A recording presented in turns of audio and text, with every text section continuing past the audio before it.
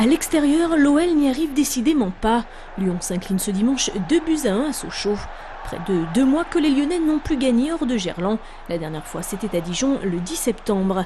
Depuis Caen, Paris, Lille et donc Sochaux ont tous fait chuter l'OL. Après un but contre son camp, Lyon parvient à égaliser par Lacazette préféré à Ederson sur le côté gauche. Mais juste avant la pause, Ali Sissoko provoque le 4e pénalty de la saison en Ligue 1, transformé par Riyad Boudbouz. Sans Lovren, Bastos ni Lisandro et avec un milieu de terrain en panne d'inspiration, l'OL, toujours dans les 5 premiers au classement, concède sa 4e défaite consécutive à l'extérieur en championnat avant la trêve internationale. Un revers qui met aussi fin à une série de 8 victoires lyonnaises d'affilée au Stade Bonal. Prochain adversaire de Lyon en Ligue 1, Rennes le 19 novembre prochain au Stade de Gerland.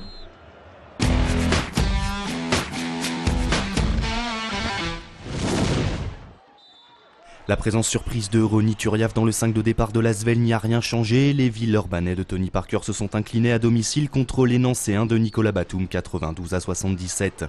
Après leur performance de la semaine dernière à Cholet, les Verts n'ont pas su enchaîner et concèdent du même coup leur 2e défaite à l'Astrobal en 5 journées. Trop maladroit à 3 points et dans les transmissions de balles, les joueurs de l'Asvel ont couru après le score pendant tout le match et se sont heurtés à une défense nancéenne impitoyable. Emmenés par un Nicolas Batum en mode NBA et meilleur marqueur du match avec 21 points, les Lorrains se sont montrés les plus entreprenants et ont quasiment réussi tout ce qu'ils ont tenté. Avec cette victoire, Nancy reste la seule équipe invaincue après 5 journées et prend seule les rênes du championnat avec 10 points. 8e avec 7 points, les hommes de Pierre Vincent tenteront de rebondir au Havre samedi prochain. Pour tout connaître sur la star de l'Asvel, Tony Parker, meilleur marqueur villeurbanais contre Nancy avec 20 points. Retrouvez l'émission Parker Time préparée par Florent Bonnard. Parker Time numéro 2 diffusé jusqu'à mercredi. Parker Time numéro 3 quant à lui arrivera sur vos écrans ce vendredi à 19h. On perd beaucoup de matchs à pas grand chose. Et là aujourd'hui, le pas grand chose, il a été de notre côté. Donc voilà, pour le moral, ça fait du bien. Enfin, la SUL décroche sa première victoire de la saison. Après 7 défaites consécutives, les Lyonnais se sont imposés samedi face à Nantes 3-7-1. Avec un état d'esprit irréprochable et un quatuor, Leymond, Daquin et les frères Jambon en pleine forme, la SUL est allée chercher un succès au collectif. On avait eu du mal pour l'instant à rentrer et à aller chercher des victoires. Ce soir, c'est fait contre quand même un gros calibre du championnat. Donc voilà, on a prouvé qu'on était quand même capable de gagner. Les joueurs ont pris du plaisir, sont vraiment battus. Donc voilà, je suis vraiment satisfait de l'équipe ce soir. Malgré cette victoire, la SUL est toujours lanterne rouge de la Liga. Mais après un apprentissage difficile de l'élite, les Lyonnais espèrent que ce match référence va provoquer le déclic et enfin lancer leur saison. Jusqu'à présent, on avait un peu le complexe du promu. Donc voilà, on est là, on joue bien, mais on perd parce qu'on est promu. Et là, on montre qu'on peut gagner. Donc il y a un changement dans le comportement à l'entraînement qui est effectué depuis déjà 3 semaines. Aujourd'hui, ça paye, donc je pense que ça va encore augmenter. Dès mardi soir, les Lyonnais auront l'occasion de capitaliser ce résultat à Beauvais, en match en retard de la 8e journée.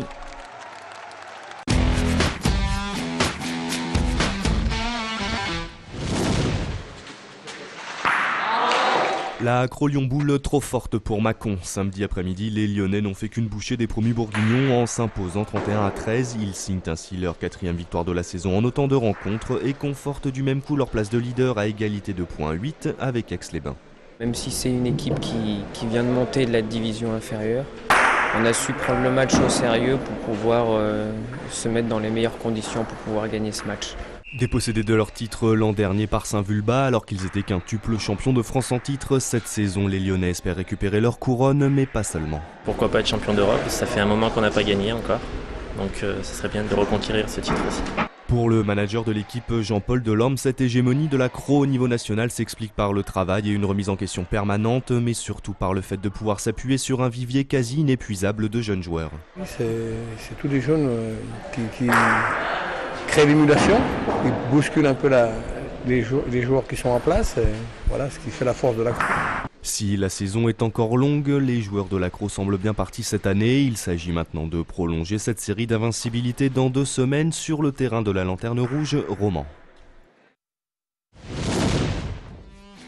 Les autres résultats de ce week-end, 6e défaite en 7 journées pour les filles du Lyon Basket féminin.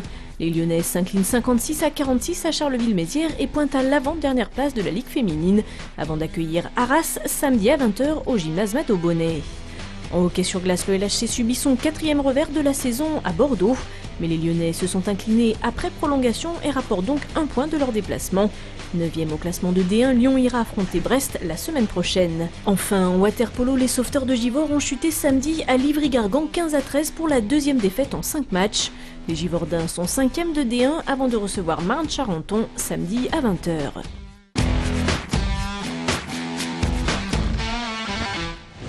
Pour l'instant, la place, c'est pas trop ce qui nous intéresse. Évidemment, on aura ce qu'on aura, mais ce qui nous intéresse le plus, c'est d'être fiers en sortant de glace. Une quinzaine de patineurs sur glace évoluant sur un programme court et un programme libre. C'est le patinage synchronisé, dernier né du patinage mondial. Pour ces 3e Masters à Charlemagne, 21 équipes françaises et européennes en compétition, des novices aux seniors, dont 5 du Lyon Glace Patinage. On était 5-6 entraîneurs français à l'avoir lancé en 1991. Et depuis, sans discontinuité, c'est vrai que Lyon a été l'une des places fortes du patinage synchronisé, commence à reprendre sa place de place forte et a été avec 5 autres villes dans les pionnières justement du patinage synchronisé en France. Enjeu de taille pour les Zoulous, l'équipe senior du club, 11 fois championne de France, une sélection pour les championnats du monde. Il y a 4 étapes, les Masters, les championnats de France Élite qui se dérouleront en région parisienne, la French Cup à Rouen et pour terminer une compétition internationale, la Spring Cup à Milan. Par conséquent, les Zoulous, les seniors doivent déjà être très prêtes. C'est important ce week-end de faire un très bon résultat.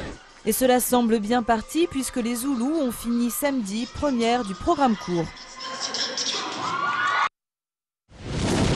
Peu de vent sur le lac du Grand Large ce week-end pour les 28 navigateurs et leurs embarcations de 7 mètres pour 900 kg.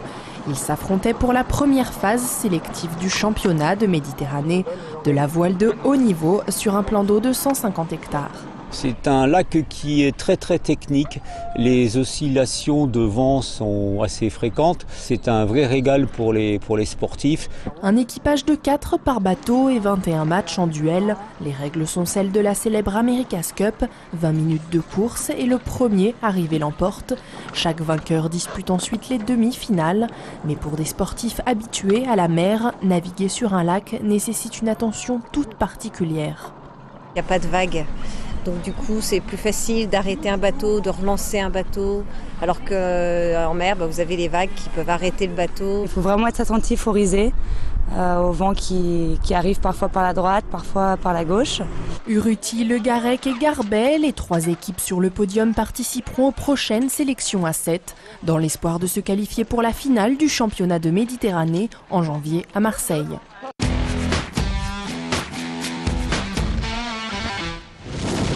C'est la fin de cette émission. Notez l'adresse mail du Club des Sports. Vous avez maintenant la parole pour le temps additionnel. Vive le volley et le sport, c'est sur TLM. Vive le sport sur TLM. Un petit bonjour pour Valérie Del Piro et vive le sport sur TLM. Bonjour à Frédéric Huys et félicitations pour ta prestation d'organisation pour ce magnifique mondial jeune que tu nous as organisé à Saint-Vulbas le week-end dernier. Tout le sport, c'est sur TLM. À toutes les filles qui naviguent, il faut oser. Retrouvez tous les sports sur TLM.